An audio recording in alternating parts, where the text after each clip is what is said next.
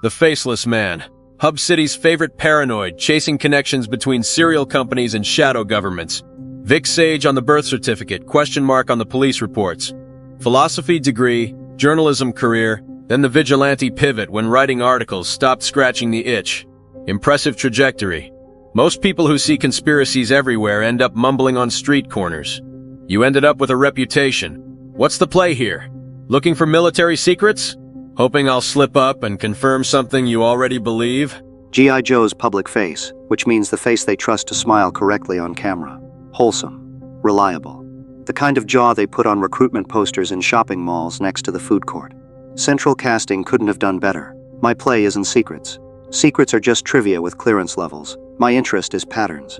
And you're standing in the middle of one you've never examined. The brain finds faces in clouds and plots in coincidence. Kept our ancestors alive when every rustle in the grass might be a predator. Keeps guys like you busy in basements with newspaper clippings and red string. Meanwhile, some of us operate in the actual world where threats don't wait for investigation. People are dying while you map connections. Stopping that takes priority over theorizing about why it happens. Gulf of Tonkin, August 1964. 2 alleged attacks on American destroyers by North Vietnamese torpedo boats. The first attack was real but provoked. The second never happened. Radar ghosts. Nervous operators. Didn't matter. Johnson had his justification. Congress passed the resolutions in 60 hours. 58,000 American dead over the next decade. 3 million Vietnamese, 2 decades of war built on an event the NSA's historians when it's declassified. The pattern isn't paranoia when it's declassified. Duke. And someone in your position would have done what? Published a skeptical article about radar data while the country demanded. Action? The intelligence failure was real. The political exploitation was real. But the sailors on those ships didn't invent phantom torpedoes. They reported what they believed they saw. Decisions to escalate happened floors above their clearance. Blaming the institution means blaming people with zero control over outcomes you're describing. Operation Northwoods, 1962. Joint Chiefs of Staff proposed staging terrorist attacks on American soil and blaming Cuba to justify invasion. Hijacking planes, bombing Miami, sinking refugee boats. All documented in the proposal signed by General Lyman Lemnitzer, chairman of the Joint Chiefs. Kennedy rejected it. Lemnitzer was quietly transferred to NATO instead of court-martialed. The plan exists in the National Archives. Anyone can read it. The institution didn't punish the men who proposed murdering American citizens for political theater. It promoted them to Europe. Kennedy rejected it. That's the point you're skipping. The system had a check. The proposal went up the chain and someone with authority said no. Northwood stayed theoretical because civilian oversight functioned exactly as designed. Bad ideas surfaced, got evaluated, got killed. The fact that you can read about it now means transparency eventually. 1. Terrible plan. Didn't happen. System worked. One man, what happens when that man says yes? What happens when the president wants the war? And the generals want the war and the contractors want the war. And the only people saying no are the ones who'll be called unpatriotic for asking questions. Iraq, 2003. Colin Powell at the United Nations describing mobile bioweapon labs that didn't exist. Curveball, the primary source. Flagged by German intelligence as a fabricator. The CIA knew. They pushed the assessment anyway. 1 million Iraqi civilians dead.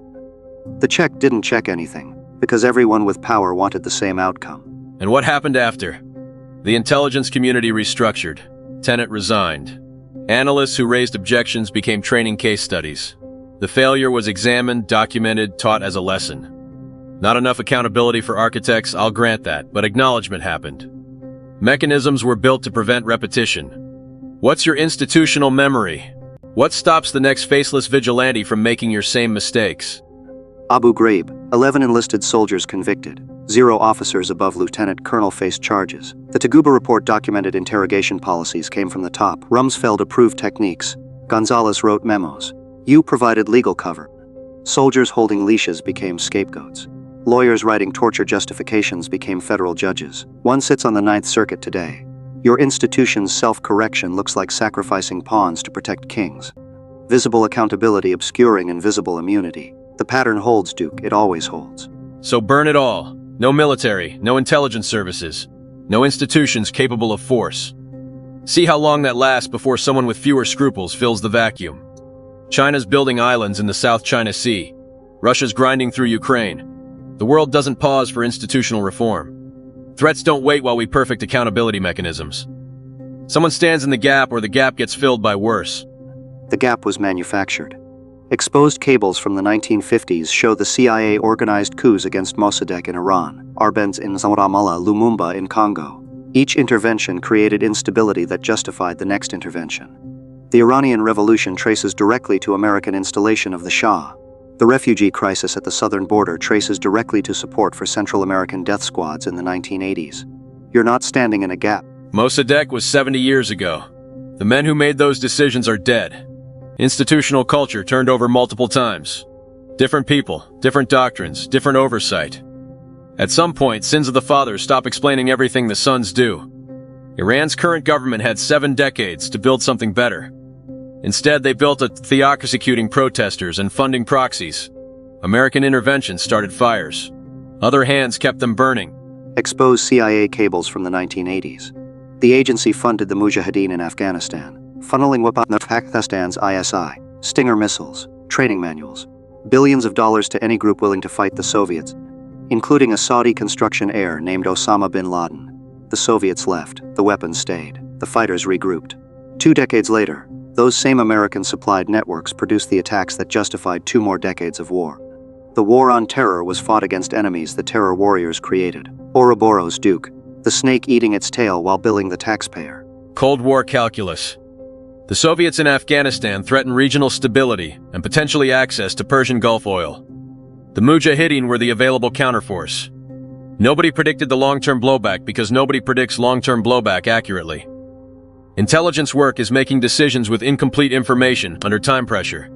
Hindsight is clear. Foresight never is. The alternative was Soviet expansion, and everything that implies. Exposed documents from the same period. The CIA imported cocaine through Mena, Arkansas, and other airstrips to fund the Contras in Nicaragua after Congress cut off official funding. Gary Webb documented the connections. Dark Alliance. The major papers attacked him until he was discredited. He died from 2 gunshots to the head, ruled suicide. After his death, the CIA Inspector General confirmed the core of his reporting. The agency facilitated drug trafficking to fund illegal operations. The journalist who exposed it was destroyed and then posthumously vindicated. The pattern, Duke. Webb's reporting was partially confirmed and partially disputed. The Inspector General found some connections and didn't find others. Complicated truth got flattened into conspiracy narrative. That happens on both sides. The agency covers up real crimes, and people with agendas exaggerate the coverage to fit bigger theories. Sorting truth from embellishment takes patience nobody has anymore, including vigilantes who need clear villains to punch.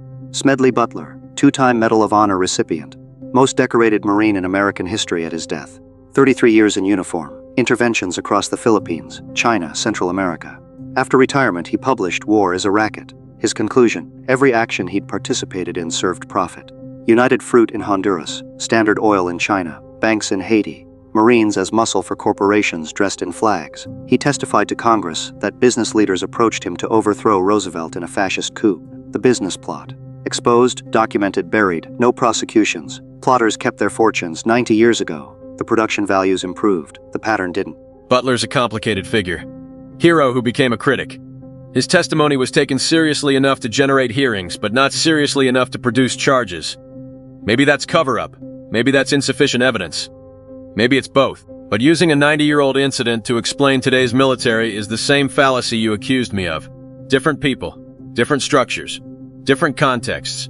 The G.I. Joe unit I serve in didn't exist when Butler was testifying. The threats we face aren't hypothetical coups. They're operational. Duke, the threats you face are real. So is the economy that needs those threats to keep existing. Both things coexist. Your service is genuine. The system profiting from it doesn't care whether you live or die.